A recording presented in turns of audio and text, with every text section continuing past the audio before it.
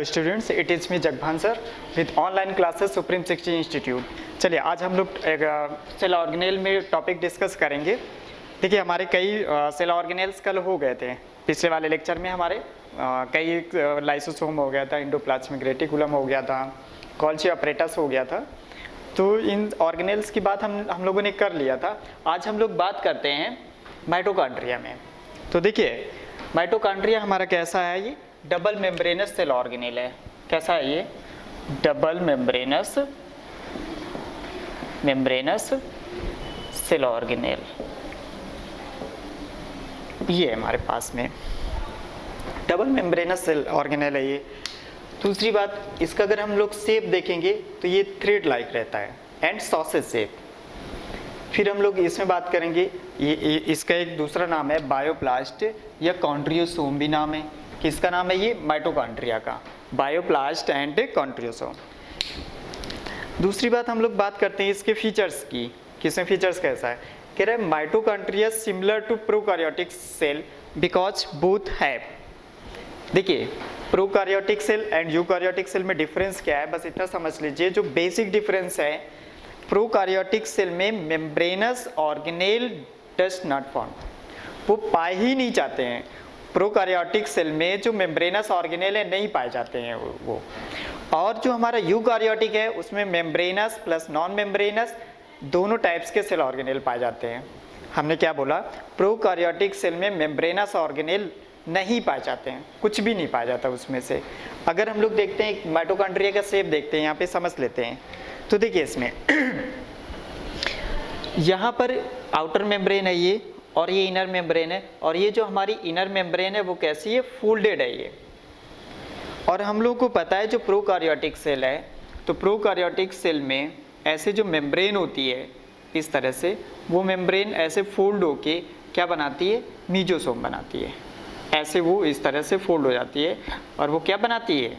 वो मीजोसोम बनाती है। ये मीजोसोम है, ये क्या है? ये मीजोसोम है। ये माइटोकॉन्ड्रिया क्या? Double membranous organelle cell organelle है, और एक ऐसा होता है थ्रेड लाइक रहता है और सॉसेज शेप रहता है। और इसका एक नाम क्या है? आल्सो नोन एज बायोप्लास्ट या कॉन्ड्रियोसोम। और माइटोकॉन्ड्रिया किसके सिमिलर रहता है? Prokaryotic cell. क्यों रहता है? क्योंकि वो डबल मेम्ब्रेन फोल्डेड मेम्ब्रेन है। जैसे यहाँ पर ये मीजोसोम होता है, प्रोकैरियोटिक सेल है ये। हमारे पास में कौन सी सेल है? ये prokaryotic cell, that is prokaryotic cell. और प्रोकैरियोटिक सेल में फोल्डेड मेम्ब्रेन है जिसका नाम क्या है? मीजोसोम है। ऐसे ही हमारे पास में ये फोल्डेड मेम्ब्रेन है। और अगर ये फोल्डेड मेम्ब्रेन है तो हमारे पास एक फीचर्स मिल गया जो इसके साथ सिमिलरिटी है। कह रहा है DNA without histone and circular. यहाँ पर जो डीएनए रहता है इसमें और ये सर्कुलर डीएनए रहता है, और साथ साथ में कैसा रहता है? बिना हिस्टोन के रहता है। बिना हिस्टोन के अगर ये रह रहा है तो इसका क्या मीन्स हो गया? इसका मीन्स ये हो गया कि बेटा ये क्रोमोसोम नहीं बनाएगा। क्या है? ये क्रोमोसोम नहीं बनाएगा। और क्रोमोसोम का बनना और फिर उसकी कवरिंग होना मतलब मेम्ब्रेनस में चला गया और वो यूकैरियोटिक में आ जाएगा। तो ये सर्कुलर डीएनए है। कैसा है? Double standard circular DNA. इसकी अगर हम लोग बात करते हैं तो डबल स्टैंडर्ड सर्कुलर डीएनए ये हमारे पास में। और ये ऐसे फोल्डेड है, ये इनको हम लोग क्या बोलते हैं? क्रिस्टी। ये ऐसे जो नीचे की तरफ ऐसे फोल्डेड हैं, या ये स्ट्रक्चर है, इसको हम लोग क्या बोलते हैं? क्रिस्टी। ये हमारे पास क्रिस्टी है। दूसरी बात इसमें हम देखते हैं कि इसमें से राइबोसोम होता है। क्या है ये राइबोसोम है ये। तो ये राइबोसोम हमारे पास कौन सा रहता है? 70S का राइबोसोम होता है ये। कौन सा राइबोसोम रहता है? ये 70S का राइबोसोम है ये। यहाँ पर 70S का राइबोसोम रहता है इसमें से। और 70S का राइबोसोम ये किस में पाया जाता है? प्रोकैरियोटिक सेल में। तो एक फीचर्स हमारे पास ये आ गया। और हमने अभी बताया आपको कि जो प्रोकैरियोटिक सेल है उसमें नॉन मेम्ब्रेनस सेल ऑर्गेनेल्स रहते हैं। और यहाँ पे देखो ये सेल ऑर्गेनेल है और ये राइबोसोम कैसा होता है? नॉन मेम्ब्रेनस होता है। तो ये ऐसी कुछ सिमिलरिटीज हैं जो प्रोकैरियोटिक सेल को रिप्रेजेंट करता है ये।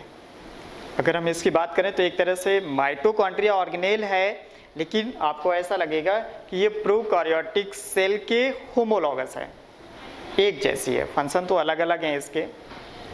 और यहाँ से देखिए इसमें डीएनए है, राइबोसोम है, तो प्रोटीन सिंथेसिस कर सकता है।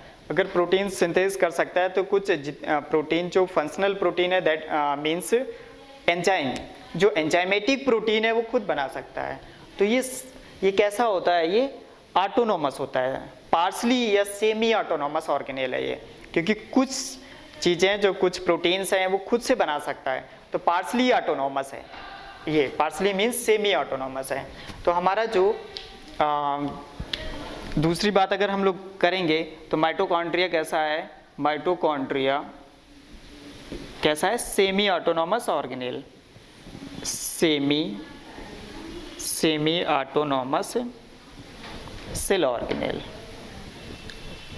ऑर्गेनेल हमारा ये। क्यों? क्योंकि इसमें से डीएनए पाया जा रहा है circular, double standard circular DNA, और इसमें 70s राइबोसोम पाया जा रहा है। उसकी वजह से जो भी अपनी एंजाइमेटिक एक्शन के लिए जो एंजाइम चाहिए, कुछ प्रोटीन चाहिए, वो खुद बना लेगा, पूरी नहीं बना पाएगा क्योंकि वो सेल के डीएनए से बाकी जो चीज़ें हैं वहाँ से बनेगा। आगे बात करते हैं इसमें से।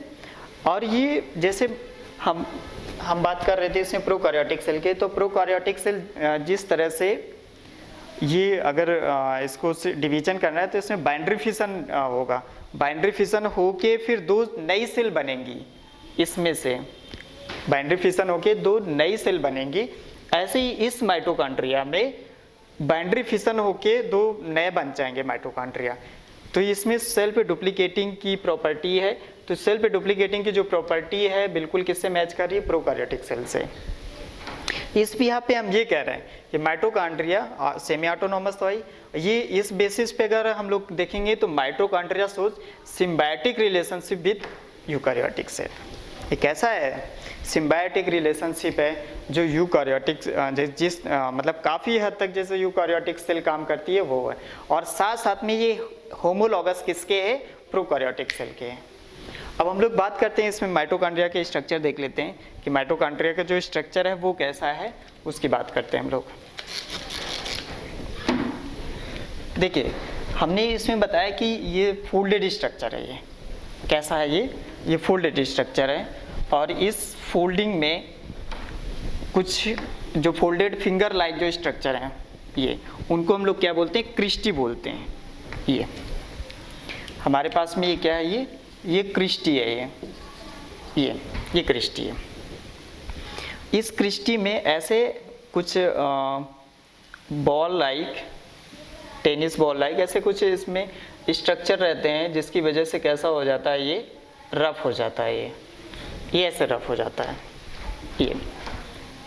ये इस एक स्ट्रक्चर को हम निकाल के बाहर देखते हैं तो हमें कुछ ऐसे मिलेगा। ये हमको कैसे मिलेगा, ये कौन सा पार्टिकल है हमारा, ये पार्टिकल है F1, ये पार्टिकल हमारा हो गया F1 पार्टिकल हो गया, और हमारा जो नीचे वाला पार्ट है वो कौन सा हो गया, F0 पार्टिकल हो गया, F1 पार्टिकल हो गया और F0 पार्टिकल हो गया।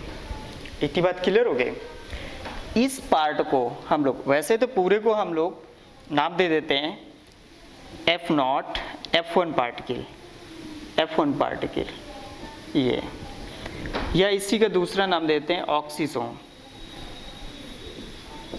ऑक्सीसोम। लेकिन एक्चुअल में जो ऑक्सीसोम नाम दिया जाता है वो ऑक्सीसोम किसको दिया जाता है, F1 को ये नाम दिया जाता है। बहुत सिंपल सा है। ये डबल मेम्ब्रेनस ऑर्गेनेल होता है ये, और इस डबल मेम्ब्रेनस ऑर्गेनेल में हम ये देखते हैं एक आउटर मेम्ब्रेन है और एक इनर मेम्ब्रेन है। ये कौन सी मेम्ब्रेन है, ये आउटर मेम्ब्रेन है, और ये हमारी कौन सी है, इनर मेम्ब्रेन है। ये वाली मेम्ब्रेन कैसी है, ये इनर मेम्ब्रेन है, हम आपको यहाँ पर दिखा दे रहे हैं, इनर मेम्ब्रेन हो गई ये हो गई। अब देखिए इसमें से जो आउटर मेम्ब्रेन है ये वाली, एक इसमें रिच इन फास्फोलिपिड,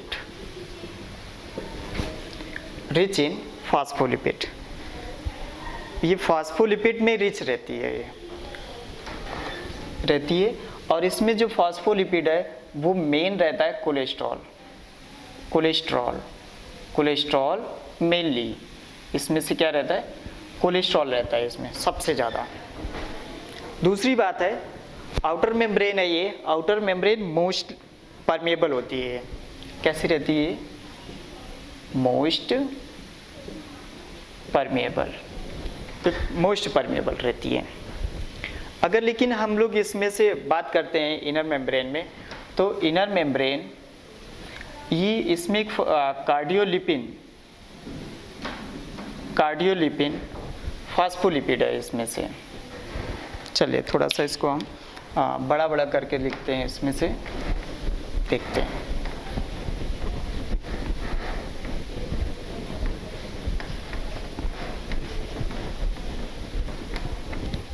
देखिए इनर मेम्ब्रेन की अगर हम लोग बात करते हैं तो इसमें से फॉस्फोलिपिड है, फॉस्फोलिपिड ये रहता है। और वो इसमें से एक फॉस्फोलिपिड है कार्डियोलिपिन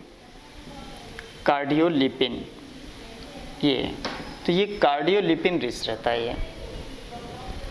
और ये प्रोटीन रिच मेम्ब्रेन है, ये प्रोटीन रिच मेम्ब्रेन। इसमें से जो इंट्रिंसिक प्रोटीन है और इंट्रिंसिक है, इंटीग्रल है, ये सारी प्रोटीन्स बहुत ज़्यादा रहती है इसमें से। दूसरी बात इसकी अगर हम लोग बात करते हैं तो इसमें से कार्नी ट्रांसपोर्ट सिस्टम पाया जाता है, कार्नी ट्रांसपोर्ट सिस्टम पाया जाता है। उसकी वजह से इसमें से एसाइल कोएंजाइम ए परमेबल हो जाता है। और इसकी वजह से क्या होता है, बीटा ऑक्सीडेशन, क्या होता है, बीटा ऑक्सीडेशन होता है ये। और जो हमारी इनर मेम्ब्रेन है, इनर मेम्ब्रेन कैसी रहती है, लेस परमेबल होती है, लेस परमेबल। देखिए सुनिए ध्यान से, इसकी हम लोग प्रॉपर्टी में जाते हैं तो हमको बहुत अच्छे से पता है कि जो हमारी आउटर मेम्ब्रेन है, ये आउटर मेम्ब्रेन कहीं पर भी हो, अगर दो मेम्ब्रेन है, एक आउटर मेम्ब्रेन है और एक इनर मेम्ब्रेन है, तो जो आउटर मेम्ब्रेन होती है हमेशा वो सबसे ज़्यादा पास करेगी, मोस्ट परमेबल होगी। इसके बाद जो इनर मेम्ब्रेन होती है वो लीस्ट परमेबल होगी, या तो वो सिलेक्टिव परमेबल होगी। अगर हम लोग सेल में देखते हैं तो जो आउटर वॉल है, सेल वॉल जिसको बोलते हैं, मोस्ट परमेबल होती है, फिर इनर मेम्ब्रेन आ जाती है। इनर मेम्ब्रेन मतलब सेमी परमेबल मेम्ब्रेन, इसके बाद वो लीस्ट परमेबल हो जाती है। तो ये आपको याद रखना है, अगर दो चीज़ें हैं कहीं पर एज ए गेट, तो आपको दिमाग में ये रखना है, आपको दिमाग में इतना रखना है कि जो बाहर वाली होगी मोस्ट परमेबल, इनर वाली उससे लीस्ट होगी, या सेमी परमेबल होगी, या सिलेक्टिव होगी, कुछ ऐसे होगा। आउटर ये है, इनर ये है, तो आउटर वाली कैसी होगी, मोस्ट परमेबल होगी। और ये फास्फोलिपिड रिच होती है, और उसमें से जो कोलेस्ट्रॉल है, कोलेस्ट्रॉल फास्फोलिपिड है, वो सबसे ज़्यादा रहता है इसमें से, और परमेबल होती है ये। अगर हम लोग इनर मेम्ब्रेन की बात करते हैं तो इनर मेम्ब्रेन में इसमें एक फास्फोलिपिड होता है, उसका नाम है कार्नियोलिपिड। क्या नाम है, कार्डियोलिपिन। जो कार्डियोलिपिन है उसकी वजह से लीस्ट परमेबल हो जाती है, सारी चीज़ें नहीं आ सकती इसमें से। और ये प्रोटीन रिच है, कैसा है, ये प्रोटीन रिच है। और ये इसमें से कौन सी प्रोटीन होंगी, जो इलेक्ट्रॉन एक्सेप्टर प्रोटीन है, तभी तो इसमें से इलेक्ट्रॉन ट्रांसपोर्ट सिस्टम, जो इलेक्ट्रॉन ट्रांसपोर्ट चेन है, इनर मेम्ब्रेन में चलता है। क्योंकि इनर मेम्ब्रेन ऐसी है जिसमें से जो इलेक्ट्रॉन एक्सेप्टर प्रोटीन्स हैं वो रहती है उसमें से। उसने इलेक्ट्रॉन को एक्सेप्ट किया, फिर उसने दूसरे को ट्रांसफ़र किया, फिर उसने एक्सेप्ट किया, फिर उसमें ट्रांसफ़र किया, इस तरह से। तब एक वजह है कि उसमें क्यों होता है, क्योंकि हमने बताया यहाँ पर कि ये जो मेम्ब्रेन है, इनर मेम्ब्रेन है, ये प्रोटीन रिच होती है। तो वहाँ पर जो प्रोटीन रिच की बात चल रही है, कौन सी प्रोटीन, जो इलेक्ट्रॉन एक्सेप्टिंग प्रोटीन है, वो जो एक्सेप्ट करे और ट्रांसपोर्ट कर दे, एक्सेप्ट करे ट्रांसपोर्ट कर दे, वो वाली प्रोटीन यहाँ पर ज़्यादा है यहाँ पर। और इसमें से कार्निटीन ट्रांसपोर्ट सिस्टम रहता है, इसमें से कार्निटीन, सॉरी ये कौन सा सिस्टम रहता है, carnitine transport system, carnitine transport system रहता है अपने पास में।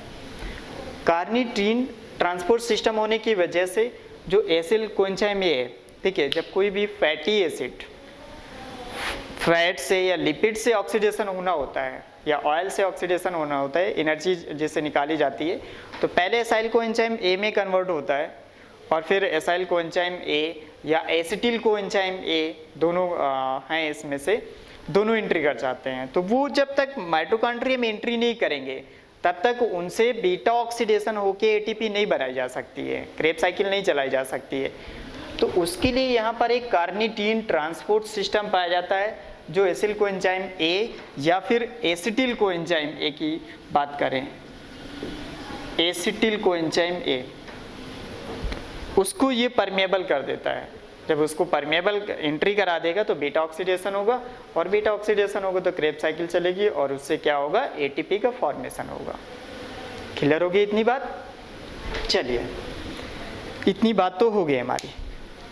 ये दूसरी बात इसमें से करते हैं कि इसमें से डबल स्टैंडर्ड सर्कुलर डीएनए पाया जाता है। इसमें रहता है क्रिस्टी है आपके पास में, ये जो फिंगर जैसी स्ट्रक्चर दिख रही है ये क्रिस्टी है और ये ऑक्सीसोम है। इनको F1 और F0 पार्टिकल कहते हैं।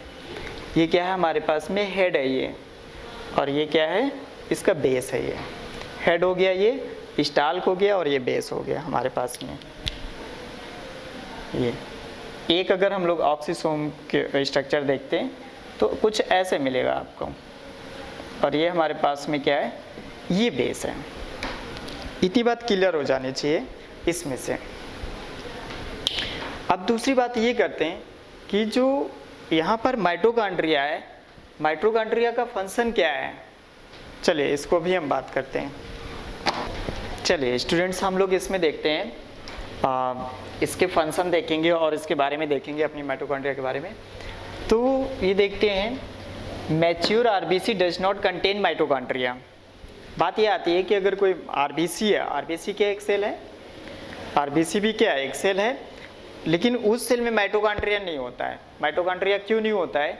देखिए, माइटोकॉन्ड्रिया का काम क्या होता है, माइटोकॉन्ड्रिया का काम है सेलुलर रेस्पिरेशन करना या एरोबिक रेस्पिरेशन करना, और एरोबिक रेस्पिरेशन करेगा तो उससे एटीपी का फॉर्मेशन होगा। एरोबिक रेस्पिरेशन मीन्स ये हो गया कंजप्शन ऑफ ऑक्सीजन, ऑक्सीजन को लेगा, उसको कंज्यूम करेगा, तब एटीपी बनाएगा। इतनी बात क्लियर होगी। और हम ये बोल रहे हैं कि आरबीसी में माइटोकॉन्ड्रिया नहीं पाया जाता है। वजह इसकी ये है कि आरबीसी में अगर माइटोकॉन्ड्रिया पाया जाएगा और वो सेलुलर रेस्पिरेशन करेगा तो जो आरबीसी के अंदर के ऑक्सीजन है वो ये कंज्यूम कर लेगा। और आपको पता है कि आरबीसी का काम क्या है, गैसेस को पकड़ कर ले जाना, ऑक्सीजन को पकड़ कर ले जाना टिश्यू तक, और CO2 को लेके आना लंग्स तक, ये रहता है ना। बाई चांस अगर माइटोकॉन्ड्रिया हुई तो जो लंग्स से ऑक्सीजन पकड़ कर लेके आया है टिश्यू तक लेके जाएगा, तो वो तो यहीं पे खर्च हो जाएगी ना, माइटोकॉन्ड्रिया ही कंज्यूम कर लेगा। इसलिए उसमें माइटोकॉन्ड्रिया नहीं पाई जाती है। आप बिल्कुल ये समझ लीजिए एकदम से कि उसमें माइटोकॉन्ड्रिया नहीं पाई जाती, क्योंकि वो खुद आरबीसी की जो ऑक्सीजन है यूज कर ले जाएगा, इसलिए नहीं पाया जाता। फिर बात आती है कि अगर उसमें से माइटोकॉन्ड्रिया नहीं है तो एटीपी नहीं होगी। अगर एटीपी नहीं होगी तो वो सेल कैसे जिंदा है, कैसे लिविंग स्टेट में रहती है वो? तो इसका एक ही जवाब है इसमें से कि उसमें से जो साइटोप्लाज्म है, आरबीसी का साइटोप्लाज्म, तो ग्लाइकोलिसिस होती है और ग्लाइकोलिसिस से एटीपी प्रोड्यूस होते हैं। वो एक अलग बात है कि ग्लाइकोलिसिस से बहुत कम एटीपी प्रोड्यूस होते हैं, लेकिन प्रोड्यूस तो होते हैं ना। उसकी लाइफ के लिए जितना चाहिए, उसके जिंदा रहने के लिए चाहिए, वो वहाँ से उसकी ज़रूरतें पूरी हो जाती हैं। तो एटीपी वहाँ से बनती है और वो लिविंग फॉर्म में है। ये मत सोचिए कि उसमें माइटोकॉन्ड्रिया नहीं है तो एटीपी नहीं बनेगी, तो नॉन लिविंग में चला जाएगा, एनर्जी कहाँ से मिलेगी? तो ऐसा कुछ भी नहीं है। उसके साइटोप्लाज्म में ग्लाइकोलिसिस होती है और ग्लाइकोलिसिस होना ही ये बताता है कि उसमें एटीपी का फॉर्मेशन होगा और उस एटीपी से क्या करेगा, अपनी लाइफ को चलाएगा। ये दिमाग में रखिए इसमें से। तो कह रहा है mature RBC does not contain mitochondria.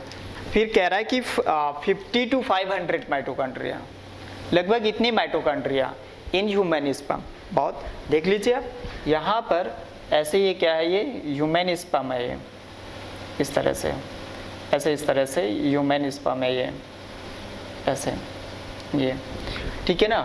यहाँ पर क्या है, ये से गैलिया है, ये इसका हेड है और ये क्या है, ये नेक है और ये मिडिल पीस है। तो इस मिडिल पीस में से बहुत सारे माइटोकॉन्ड्रिया रहते हैं यहाँ पर, क्योंकि आपको पता है ये जो टेल है, टेल को बहुत ज़्यादा बीटिंग कराना है।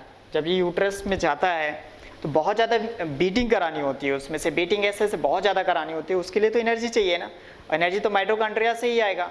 तो लगभग एक मिडिल पीस में, यहाँ पर ये जो मिडिल पीस है, इस मिडिल पीस में लगभग 50 to 500 रहता है यहाँ पर, जहाँ जैसी ज़रूरतें होती हैं वहाँ पे, ताकि बहुत ज़्यादा हाई लेवल पे एनर्जी वहाँ पे प्रोड्यूस हो सके बहुत तेज़ी से। और कह रहे हैं लीवर सेल में वर्किंग बहुत ज़्यादा है, मेटाबॉलिक रिएक्शन सबसे ज़्यादा लीवर में ही रहता है। तो उसमें से सबसे ज़्यादा क्या होगा, 5000 एक लीवर सेल में पाया जाता है, ये आप दिमाग में रखिए इसको। फिर कह रहा 5 लाख इन अमीबा प्रोटियस, आप समझ सकते हो अमीबा प्रोटियस प्रोटोप्लाज्मिक लेवल पे काम करता है, उसकी फेगोसाइटोसिस है, एंडोसाइटोसिस, एक्सोसाइटोसिस, वैक्यूल में जो ऑस्मोरेगुलेशन है, ये सारे हर एक चीज़ के लिए आपको क्या चाहिए, एटीपी चाहिए, बहुत ज़्यादा इसमें रहता है। दूसरी बात ये कह रहा है maximum diversity of enzyme about 70%, लगभग 70% एंजाइम है वो माइटोकॉन्ड्रिया में पाया जाता है।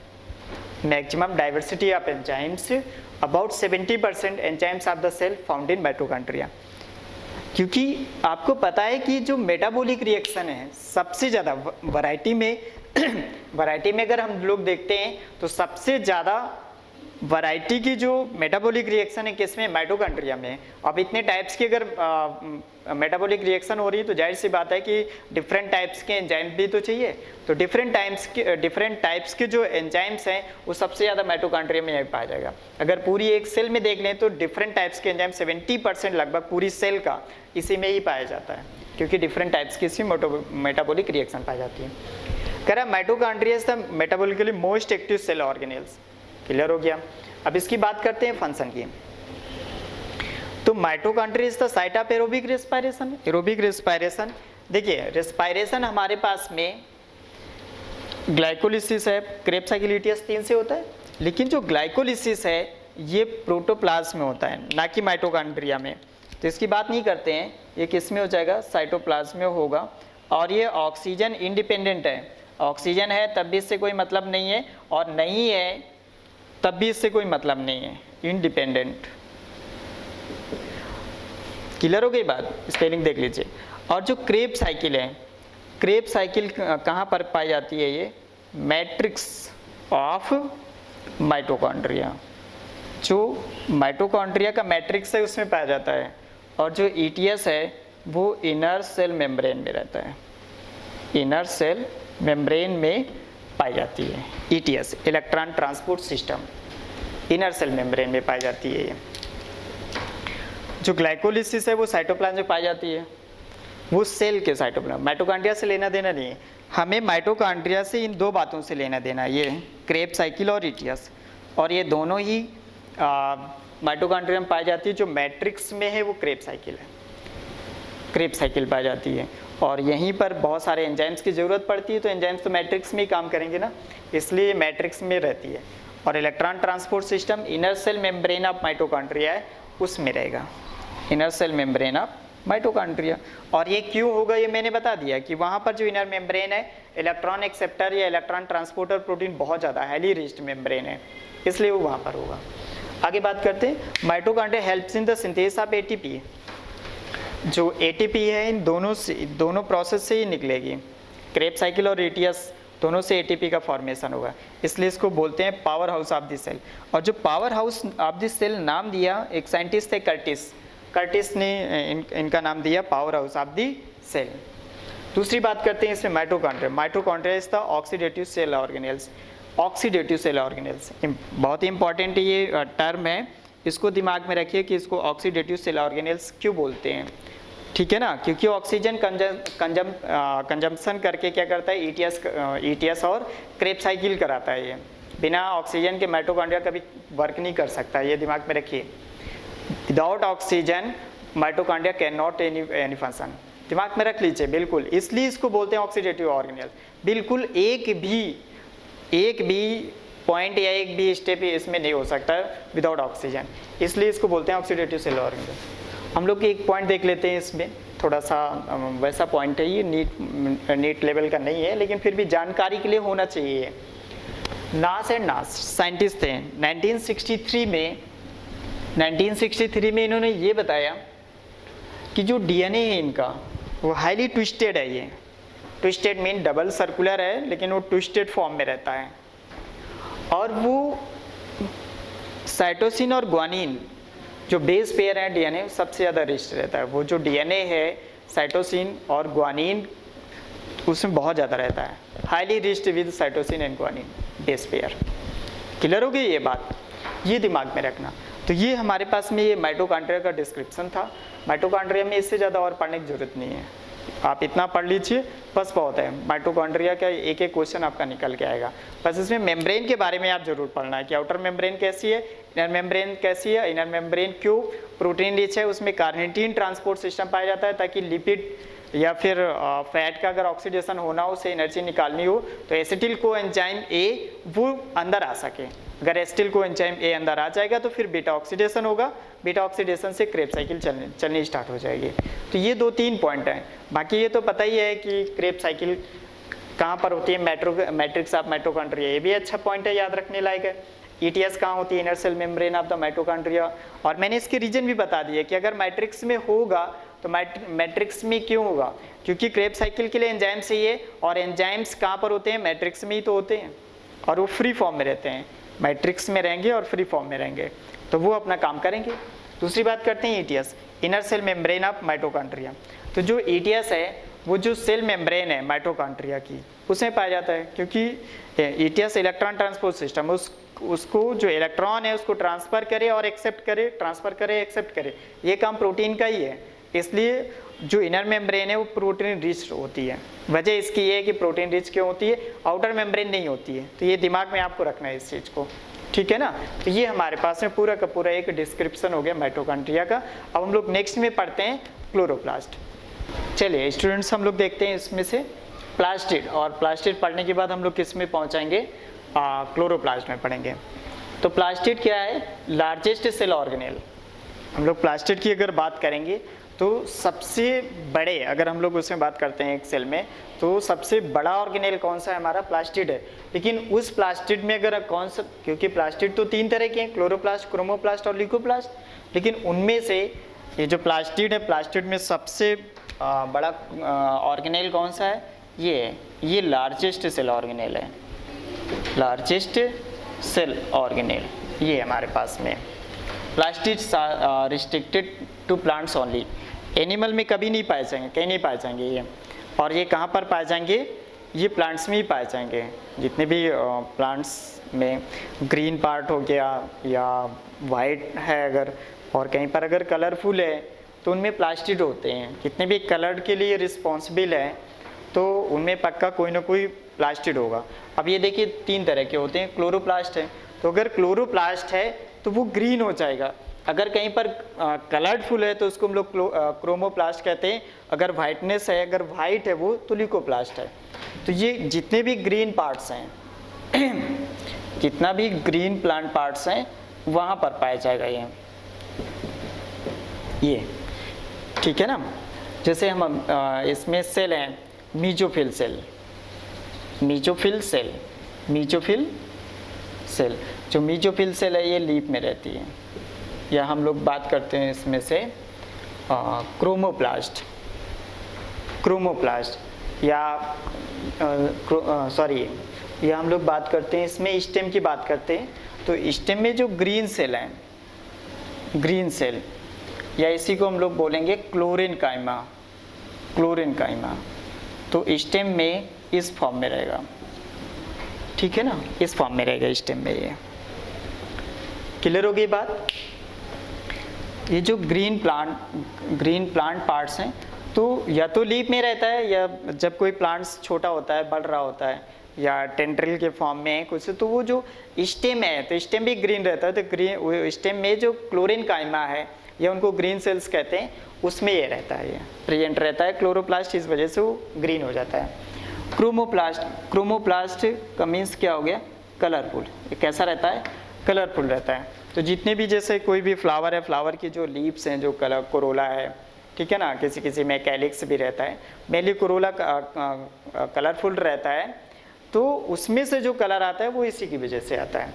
ल्यूकोप्लास्ट है तो जैसे रूट है, या हम लोग बात करते हैं अंडरग्राउंड स्टेम है, अंडरग्राउंड स्टेम है, उनमें जो वाइटनेस कलर आती है, ठीक है ना, ल्यूको मीन्स क्या होता है, वाइट होता है, वाइट। तो उसमें जो वाइट कलर रहता है तो वो किसकी वजह से होता है, ल्यूकोप्लास्ट की वजह से होता है। तो ये हमारे पास में हो गए प्लास्टिड, इनको हम प्लास्टिड कहते हैं। और ये 3 तरह के रहते हैं। पहला कौन सा हमारा क्लोरोप्लास्ट हो गया, दूसरा ये मैंने बताया, और थर्ड ल्यूकोप्लास्ट हो गया। तो कौन कहाँ पर क्या कैसे रहते हैं वो आप देख लीजिए। फिर हम लोग बात करते हैं इसमें क्लोरोप्लास्ट की, इसकी डिटेल में बात करते हैं कि क्लोरोप्लास्ट कैसे रहता है, इसको देख लेते हैं हम लोग। हेलो स्टूडेंट्स, चलिए इसमें देखते हैं हम लोग क्लोरोप्लास्ट। तो क्लोरोप्लास्ट क्या है ये, क्लोरोप्लास्ट तो सबसे पहले हम लोग ये देखते हैं कि लार्जेस्ट सेल ऑर्गेनेल है। अगर प्लांट सेल है तो प्लांट सेल में सबसे लार्जेस्ट कोई ऑर्गेनेल होगा तो वो क्लोरोप्लास्ट है। और ये सेमी ऑटोनॉमस ऑर्गेनेल है। अभी हम बात करते हैं ये कैसा है, semi autonomous organelle, semi autonomous organelle या सेल ऑर्गेनेल की बात करेंगे हम लोग, ऑर्गेनेल ये बात करेंगे। बचे क्या है, सेमी ऑटोनॉमस ऑर्गेनेल। अभी मैंने माइटोकॉन्ड्रिया में बताया है कि माइटोकॉन्ड्रिया में क्यों बोला गया, क्योंकि उसमें से राइबोसोम रहता है, साथ में जो डबल स्टैंडर्ड डीएनए है, तो डबल स्टैंडर्ड डीएनए से मैसेंजर आरएनए राइबोसोम के साथ क्या बनाएगा, वो प्रोटीन बनाएगा। जब वो प्रोटीन बना लेगा तो वो जो प्रोटीन है कुछ एंजाइमेटिक होंगी, कुछ स्ट्रक्चरल होंगी, मेन एंजाइम की है, तो कुछ अपना काम खुद से ही कर ले रहा है। वो जो मेन सेल का डीएनए या क्रोमोसोम है उस पर डिपेंडेंट नहीं है, कुछ काम खुद कर लेता है, खुद अपने से कुछ सिंथेसाइज कर लेता है, प्रोड्यूस कर लेता है। इसलिए इसका नाम हम लोग क्या रखते हैं, सेमी ऑटोनॉमस ऑर्गेनेल। इसका नाम ये है, सेमी ऑटोनॉमस ऑर्गेनेल। ये जो क्लोरोप्लास्ट है ये लार्जेस्ट सेल ऑर्गेनेल्स है, और ये इसका नाम क्या रखा गया, ऑटोप्लास्ट। ऑटोप्लास्ट इसलिए नाम रखा गया क्योंकि ये फूड का प्रोडक्शन खुद से ही करता है, ग्लूकोज जो कार्बोहाइड्रेट है उसका खुद से ही खाना बनाता है, इसलिए इसको बोलते हैं ऑटोप्लास्ट। और ये कहाँ पाया जाता है, photosynthetic part of the plants में, जैसे जो मीजोफिल सेल हैं, ठीक है ना, लीफ में पाया जाता है। और जो क्लोरीन काइमा है स्टेम में पाया जाता है, क्योंकि बहुत सारे स्टेम ऐसे होते हैं कि ग्रीन होते हैं। अगर वो ग्रीन है तो वहाँ पर कौन सी सेल होगी, क्लोरीन काइमा। और क्लोरीन काइमा है तो फिर वहाँ पर भी फोटोसिंथेसिस होगी क्लोरोप्लास्ट की वजह से। कह रहा शेप ऑफ क्लोरोप्लास्ट, तो इसका शेप कैसा होता है, डिस्क्वाइडल शेप। आप इस पे मत चाहिए, ये बहुत बड़ा वर्ड है, बस आप इतना समझिए इसको, बस डिस्क शेप। और पूरा आप ले जाइए, यहाँ से समझ लीजिए पूरा कि डिस्क क्या मतलब है इसका, डिस्क्वाइडल शेप का। फिर ओवल शेप, ये कैसा है, लेंस शेप में रहता है ये। अभी स्ट्रक्चर देखते हैं तो समझ में आ जाएगा क्या होता है। कह रहा है chloroplast like the mitochondria is similar to the prokaryotic cell and shows the symbiotic relationship with the eukaryotic cell. ठीक है ना, इसको मैंने बताया कि लगभग ये प्रोकैरियोटिक सेल जैसा रहता है। क्यों रहता है, पहली बात तो ये कैसा है, डबल मेम्ब्रेनस सेल ऑर्गेनेल है। ये कैसा है, ये हम यहाँ पे मेंशन कर दे रहे हैं, कैसा है ये, डबल मेम्ब्रेनस सेल ऑर्गेनेल है ये। ठीक है ना, इसके बारे में हम सब डिटेल बात कर चुके हैं। ये हमारी आउटर मेम्ब्रेन है, आउटर मेम्ब्रेन, और दूसरी ये क्या है, ये इनर मेम्ब्रेन है। ये इनर मेम्ब्रेन है, एक आउटर मेम्ब्रेन है और एक इनर मेम्ब्रेन है। इसमें से हम ये देख रहे हैं कि ये 70S का राइबोसोम है और ये double standard and circular DNA, double standard circular DNA. और ये दोनों के दोनों जो फीचर्स हैं वो प्रोकैरियोटिक सेल के हैं। ये तो बिल्कुल होमोलॉगस टू प्रोकैरियोटिक सेल है, लेकिन एक सिम्बायोटिक रिलेशनशिप किसके साथ दिखाती है, यूकैरियोटिक सेल, क्योंकि ये डबल मेम्ब्रेनस है और जो डबल मेम्ब्रेनस सेल ऑर्गेनेल है वो यूकैरियोटिक में ही पाया जाता है। ये आपको दिमाग में रखना है। क्लियर हो गई बात। कह रहा है chloroplast also the semi autonomous and oxidative cell organelles like the mitochondria. Clear हो गया, ये मैंने बात बता रखी है। सेमी ऑटोनॉमस जब इसमें से डबल स्टैंडर्ड सर्कुलर डीएनए है, यहाँ पर डबल स्टैंडर्ड सर्कुलर डीएनए है और 70S का राइबोसोम है, तो बहुत सारी प्रोटीन्स खुद से ही बना सकता है, ये ऑर्गेनेल खुद से ही बना सकता है बहुत सारी, इसलिए इसको बोला गया सेमी ऑटोनॉमस। और ऑक्सीडेटिव सेल ऑर्गेनेल है, ऑक्सीडेटिव सेल ऑर्गेनेल, इसके अंदर क्या होता है, ऑक्सीजन वाटर को ब्रेक करके, जिसको हम लोग फोटोलिसिस ऑफ वाटर कहते हैं, during the photosynthesis oxygen produce करता है।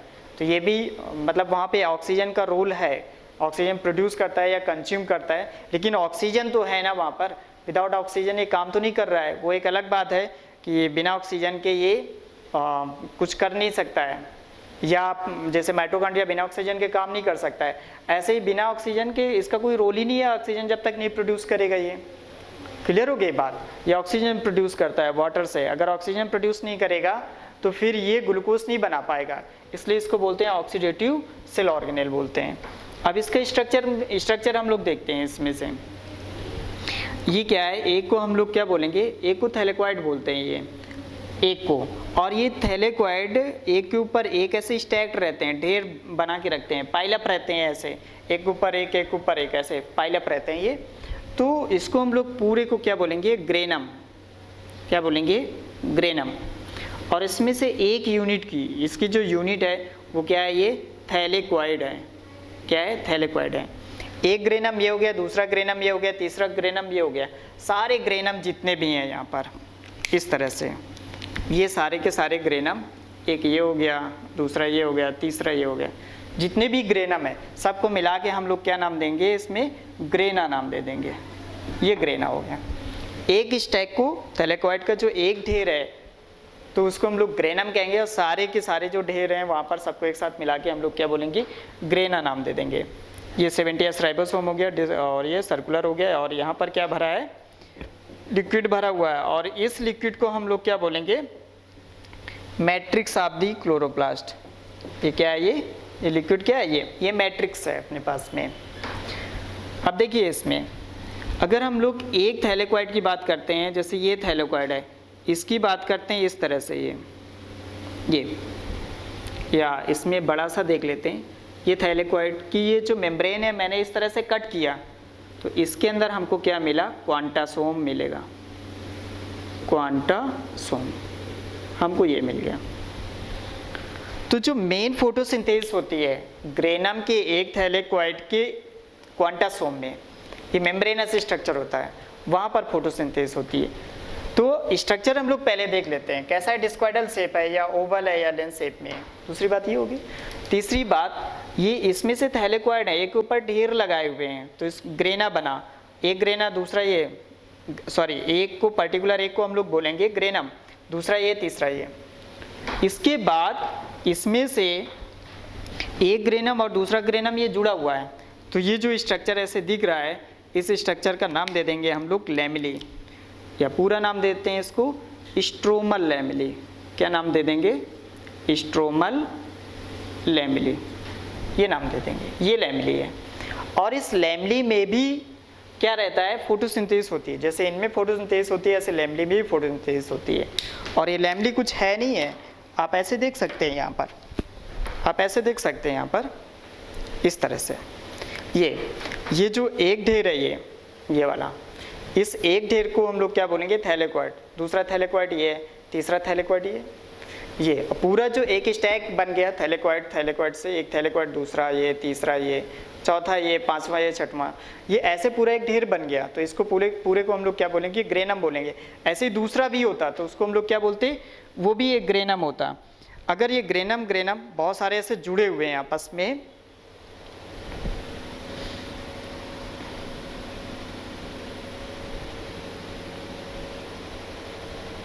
ऐसे इस तरह से, ये और ये बीच में ऐसे सिमिलर, बिल्कुल ऐसे इस तरह से, धागे जैसा नहीं है, जैसे ये फ्लैट और ये चौड़ा पार्ट है, ये फ्लैट वाला, ऐसे ही फ्लैट स्ट्रक्चर से जुड़ा हुआ है, बशर्ते उस फ्लैट स्ट्रक्चर में यहाँ पर ढेर नहीं है, एक ही थैलेक्वाइड है, तो आपको सामने से ऐसे देखने में केवल इतना दिखाई देगा, ये नहीं दिखाई देगा, तो वो धागे जैसा आपको लगेगा। जबकि वो फ्लैट है, जैसे एक फ्लैट स्ट्रक्चर को थैलेक्वाइड बोलते हैं, इसमें फोटोसिंथेसिस होती है, ऐसे ही ये जो लैमेली जिसको बोल रहे हैं वो भी फ्लैट स्ट्रक्चर है और उसमें भी फोटोसिंथेसिस होगी। बहुत सारे प्रोकैरियोटिक सेल हैं जिनमें जो फोटोसिंथेटिक बैक्टीरिया हैं प्रोकैरियोटिक सेल में आते हैं, तो उनमें क्लोरोप्लास्ट नहीं होता है क्योंकि डबल मेम्ब्रेनस है, प्रोकैरियोटिक में नॉन मेम्ब्रेनस होते हैं, तो ऐसे ही लैमेली ऐसे ही पड़े रहते हैं। और उनमें होता है, तो एक्चुअल में वो थैलेक्वाइड होता है और वो ऐसे फ्लैट सरफेस है कि लाइट ऐसे उसमें पड़े, एब्जॉर्ब करे और उसमें से कोई ना कोई फंक्शन हो सके, उसमें से फोटोसिंथेसिस हो सके। तो ये जो आपको दिख रहा है ये लैमेले ऐसे धागा जैसा नहीं है, एक्चुअल में ये कैसा है, ऐसे फ्लैट स्ट्रक्चर है, बशर्ते कि उसमें से बहुत सारा ढेर नहीं है, एक ही यूनिट है उसमें से, ये याद रखिए। तो इसमें भी ये जो हमारे पास में स्ट्रोमा लैमेली है, इसमें भी फोटोसिंथेसिस होगी। अब इसका देखिए फंक्शन की अगर हम लोग बात कर लेते हैं इसमें फंक्शन की, तो फंक्शन इसमें क्या है, फोटोसिंथेसिस होगी, ये सबको पता है। अब जो फोटोसिंथेसिस है वो दो तरह की है, एक है लाइट रिएक्शन है और दूसरी है डार्क रिएक्शन। लाइट रिएक्शन और डार्क रिएक्शन, ये जो लाइट रिएक्शन होती है कहाँ होती है, इन ग्रेना, और डार्क रिएक्शन कहाँ होती है, इन स्ट्रोमा। अब यहाँ पर देखिए ये जो मैट्रिक्स है जिसको हम लोग क्या बोलते हैं, स्ट्रोमा बोलते हैं, ये स्ट्रोमा। तो जो डार्क रिएक्शन वो यहाँ पर होगी और ये जो ग्रेना है वहाँ पर क्या होगी, वहाँ पर लाइट रिएक्शन होगी। तो इसको आपको याद रखने के लिए ऐसे याद रखना है, LGTB है, ऐसे एक DS टेबलेट आती है, DS टेबलेट ऐसे। तो लाइट रिएक्शन कहाँ होगी, ग्रेना में, और डार्क रिएक्शन कहाँ होगी, स्ट्रोमा में। DS और LG ऐसे करके आपको याद रखना है। अब हम लोग इसमें से लगभग सारा सब कुछ अपना हो गया है। क्लोरोप्लास्ट में इसका काम क्या है, इसका फंक्शन क्या है, सारी चीज़ें हो गई हैं। देखिए इसमें अगर थोड़ा सा हम लोग इसमें देखते हैं, ये जो लाइट रिएक्शन है, ठीक है ना, ये लाइट डिपेंडेंट है, और जो डार्क रिएक्शन है वो लाइट इंडिपेंडेंट है। ये कैसी है, ये सनलाइट या लाइट डिपेंडेंट है, ये लाइट डिपेंडेंट है। और ये कैसी है, लाइट इंडिपेंडेंट है, ये लाइट इंडिपेंडेंट है। ये हो गया। मतलब लाइट रिएक्शन में सनलाइट का होना बहुत ज़रूरी है, और डार्क रिएक्शन में सनलाइट हो या ना हो उससे कोई लेना देना नहीं, होगी तभी डार्क रिएक्शन आगे बढ़ जाएगी, और सनलाइट नहीं है तब भी उससे कुछ फर्क नहीं पड़ेगा। ऐसा नहीं है कि सनलाइट नहीं है तो डार्क रिएक्शन नहीं होगी, ऐसा नहीं है। वो लाइट इंडिपेंडेंट है, लाइट से कोई मतलब ही नहीं है उसका। और ये कैसी एंजाइमेटिक रिएक्शन है, वो एंजाइम डिपेंडेंट है। अगर वो एंजाइम नहीं है तो प्रॉब्लम है, या टेम्परेचर डिपेंडेंट है, अगर टेम्परेचर फेवरेबल नहीं है तब भी प्रॉब्लम है उसको, तब भी वो आगे नहीं बढ़ सकती है। तो ये लाइट रिएक्शन है और डार्क रिएक्शन है। लाइट रिएक्शन सनलाइट डिपेंडेंट या लाइट डिपेंडेंट हम लोग बात करेंगे, और ये डार्क रिएक्शन कैसी है, लाइट इंडिपेंडेंट है। ये एंजाइमेटिक डिपेंडेंट है और टेम्परेचर सेंसिटिव है ये, क्योंकि यहाँ पर एंजाइम है, और एंजाइम तो हीट के लिए या टेम्परेचर के लिए लायबल होते हैं ना, तो ये टेम्परेचर सेंसिटिव है, टेम्परेचर डिपेंडेंट हम लोग बात करते हैं इसमें से। लेकिन ये एंजाइम डिपेंडेंट है ये, और ये सनलाइट डिपेंडेंट है, ये आपको याद रखना है। बाकी इसका जो डिटेल है फोटोसिंथेसिस का, ये हम लोग जब फोटोसिंथेसिस वाला चैप्टर पढ़ेंगे तब हम लोग उसमें बताएंगे। हम लोग नेक्स्ट चैप्टर कह रहे हैं, इसमें से जो नेक्स्ट सेल ऑर्गेनेल है वो है राइबोसोम, तो उसको भी हम देख लेते हैं अभी। चलिए इसमें से हम लोग देखते हैं राइबोसोम। तो राइबोसोम क्या है, ये ग्रेन्यूलर पार्ट है, ये आपको ग्रेन्यूल्स टाइप में देखेंगे। दूसरी बात जो मोस्ट इंपॉर्टेंट बात है इसमें से, ये कैसी नॉन मेम्ब्रेनस सेल ऑर्गेनेल हैं। कैसे, ये नॉन मेम्ब्रेनस सेल ऑर्गेनेल हैं। कह रहा found in both prokaryotic and eukaryotic cell, और ये प्रोकैरियोटिक और यूकैरियोटिक सेल दोनों में ही पाए जाते हैं।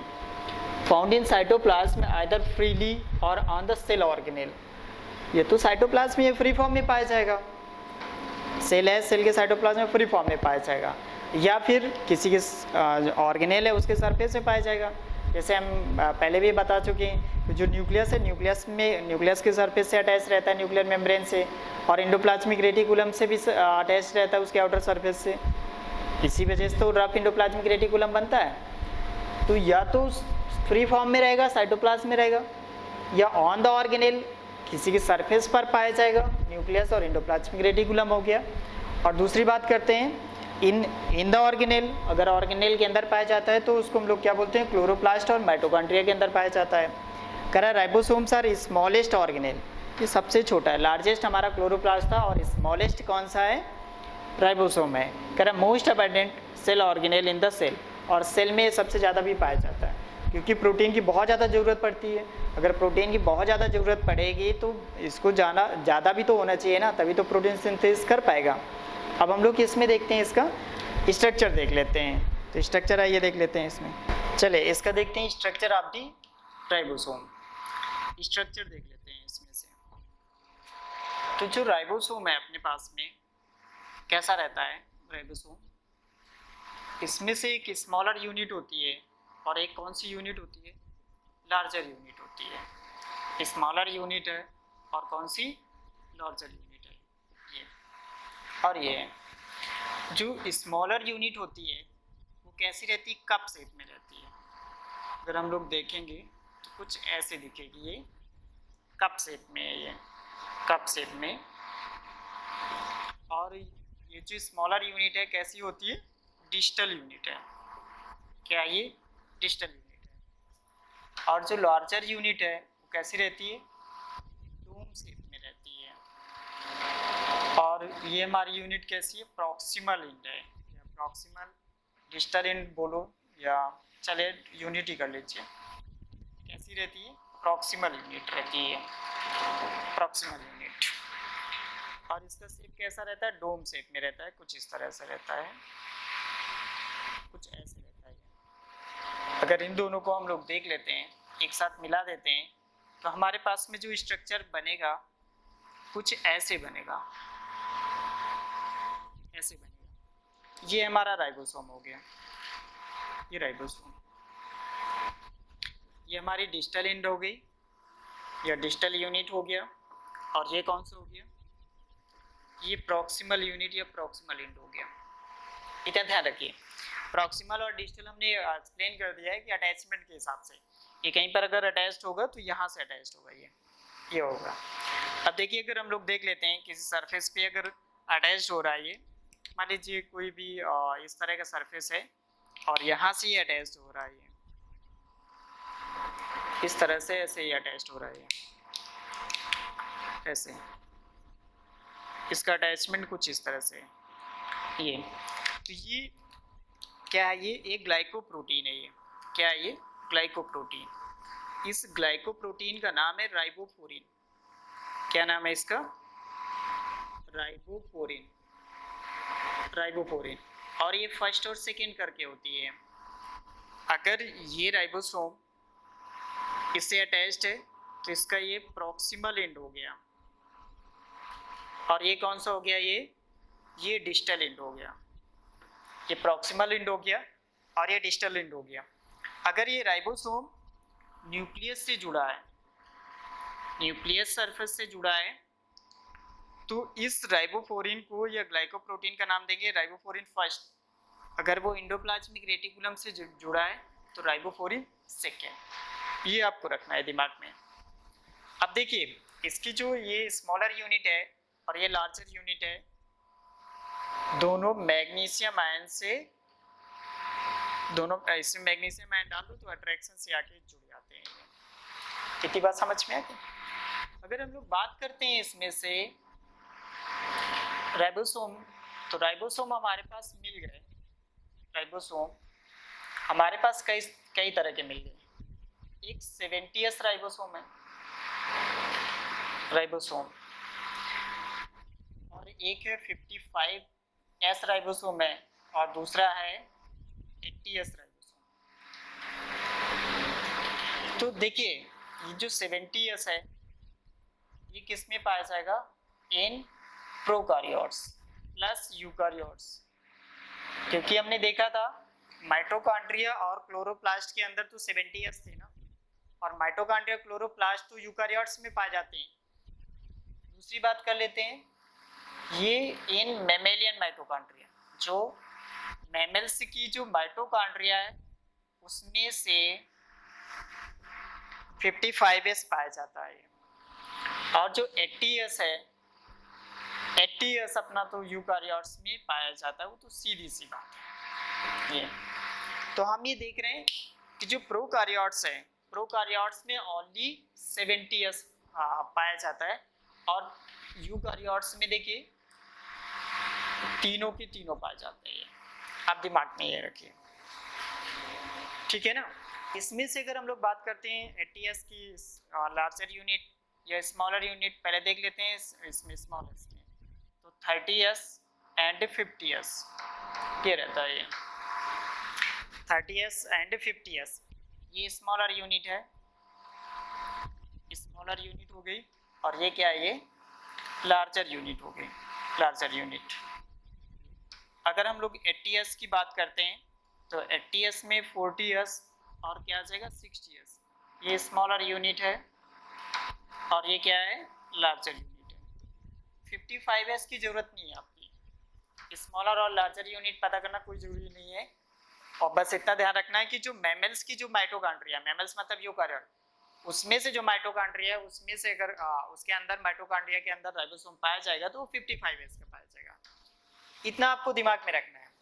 दूसरी बात इसमें से और कर लेते हैं कि बाई चांस ये 80s है, ये एक 80s ये हो गया प्लस दूसरा 80s ये हो गया ये, और ये दोनों अगर आके मैग्नीशियम आयन लग के ऐसे जुड़ के अगर दूसरा बन जाता है तो कुछ ऐसा होता है, तो ये 120s बन जाएगा, इसको हम लोग बोलते हैं डाइमर, ऐसे बोलते हैं इसको, दिमाग में रखिए इसको। डाइमर अगर 80s है फिर उसको ट्रीट कर देते हैं मैग्नीशियम आयन से, तो वो जुड़ के क्या बनाएगा डाइमर बना लेगा, और वो कितने का बनेगा 120s का। अब S क्या होता है अभी हम बता देते हैं इसको। और दूसरी बात इसमें याद रखिए कि अगर बहुत सारे राइबोसोम हैं ऐसे ही, और उसमें से हमारे पास ये क्या है, ये मैसेंजर आरएनए है, एक ये मैसेंजर आरएनए और ये मैसेंजर आरएनए ऐसे जुड़ा हुआ है, और इससे कोई ना कोई प्रोटीन बनेगी, ऐसे बहुत सारी प्रोटीन बनती है।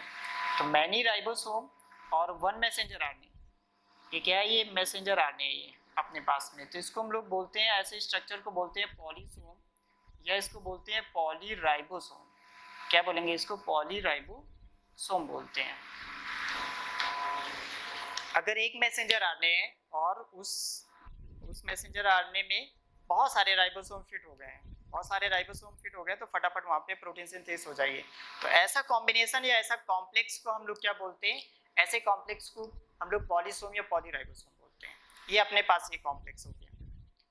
अब हम लोग इसमें बात कर लेते हैं कि इस S का क्या मीन्स है। तो इस S का देखिए क्या मीन्स है, अभी हम समझा देते हैं आपको कि इस S का क्या मीन्स है। एक ये यूनिट है ये, और वो यूनिट है सेवेडबर्ग यूनिट। S क्या है, ये सेवेडबर्ग यूनिट है और कुछ नहीं है। इस S का मीन्स ये है सेवेडबर्ग यूनिट,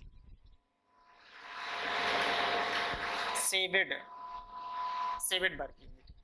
अब देखिए कैसे नाम रखा गया, इसको समझना पड़ेगा थोड़ा सा।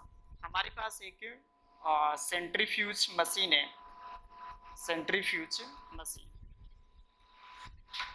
उसमें से क्या करते हैं, टेस्ट ट्यूब में जो भी है भर के उसको रोटेट कराते हैं, पर सेकेंड 10,000 स्पीड रहती है उसकी रोटेशन, इस तरह से रहता है। पर मिनट 10,000 है या पर मिनट 20,000 है, ऐसे सेट कर लिया जाता है।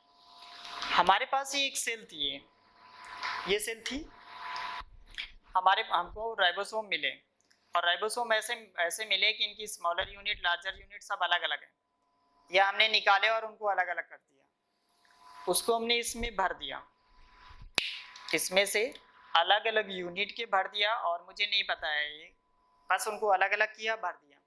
इस टेस्ट ट्यूब को उठा के सेंट्रीफ्यूज मशीन में रख दिया और वहाँ पे रोटेट कर दिया। मैंने जब 10,000 स्पीड उसकी रखी और 1 मिनट के बाद देखा तो यहाँ पर नीचे कुछ भी नहीं मिला हमको, सब ऐसे तैर रहे थे इधर उधर, जैसे वो तैर रहे हैं ऐसे तैर रहे थे। फिर मैंने 20,000 करी, फिर मैंने 30,000 करी। जब 30,000 करी तो मान लीजिए ये वाला नीचे ऐसे प्रेसिपिटेट हो गया, नीचे बैठ गया है, तो इस वाले को निकाला मैंने और इसका नाम रखा गया 30, अगर 30,000 पे बैठा है, और इसके आगे क्या लगा दिया ये, क्योंकि एक साइंटिस्ट थे उन्होंने अपने नाम से इसका क्या यूनिट रख दी, सेवेडबर्ग यूनिट।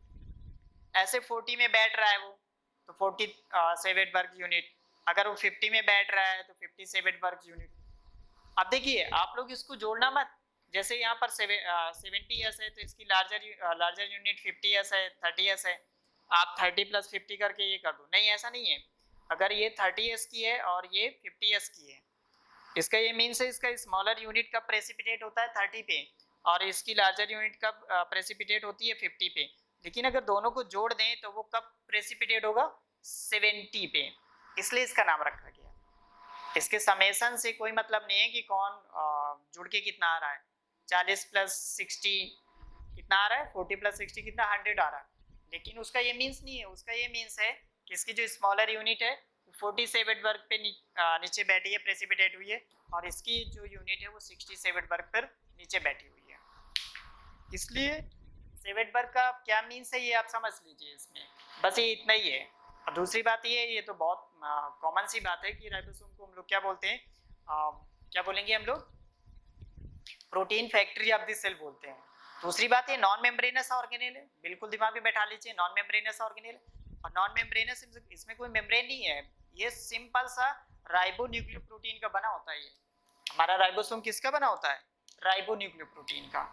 ये राइबोन्यूक्लियोप्रोटीन, इसमें से कुछ प्रोटीन होती हैं ऐसे, मान लीजिए ये प्रोटीन है और आरएनए रहता है इसमें से, और वो जो आरएनए इसमें से ऐसे ऐसे ऐसे इसमें इसका बेस बना के ऐसे ऐसे कॉइल्ड हो जाता है। इसमें एक हमारी यूनिट तैयार हो गई, दूसरी यूनिट फिर ऐसे ऐसे ऐसे हो जाएगा, तो ये लार्जर यूनिट हो गई। अगर इसको हम लोग मैग्नीशियम आयन से ट्रीट कर देंगे तो ये आपस में जुड़ जाते हैं।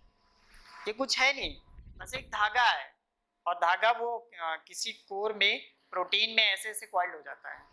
तो ये धागा हमारा आरएनए हो गया, और जो वो कोर है जो प्रोटीन है वो प्रोटीन उसको इसलिए बोलते हैं राइबोन्यूक्लियोप्रोटीन। हमारा जो राइबोसोम बना होता है तो किससे बनता है, आरएनपी से, राइबोन्यूक्लियोप्रोटीन से बना होता है ये। तो ये आपको दिमाग में रखना है कि ये क्या है, नॉन मेम्ब्रेनस है, इसके ऊपर फिर कोई मेम्ब्रेन की कवरिंग नहीं है, ऐसे कोई कवरिंग नहीं है इसमें से जो सोचो कि कवरिंग है, नो, बस ऐसे धागा और ये ऐसे क्वाल्ट रहता है ये, बस आप इतना समझ लीजिए। तो ये हमारे पास लेवल और सारे सेल ऑर्गेनेल्स हो गए, और ये मैंने आज राइबोसोम भी एक्सप्लेन कर दिया है। तो इसको दिमाग में रखिएगा कि राइबोसोम कैसे होता है, नॉन मेम्ब्रेनस इसको क्यों बोलते हैं, कौन सा राइबोसोम साइटोप्लाज्म में पाया जाता है, कौन किसी ऑर्गेनेल के अंदर पाया जाता है, कोई सरफेस में पाया जाता है, ये जरूर आपको याद रखना है। बस इतना ध्यान रखना है कि जितने भी राइबोसोम हैं, क्योंकि नॉन मेम्ब्रेनस है तो वो प्रोकार्योट्स और यूकार्योट्स में पाया जाएगा। बस इतना ध्यान रखना है कि प्रोकार्योट्स में केवल 70s पाया जाता है, लेकिन वही 70s हमारा किसमें पाया जाएगा, यूकार्योट्स में भी पाया जाएगा। इतना दिमाग में रखिए, ठीक है, ओके, थैंक यू।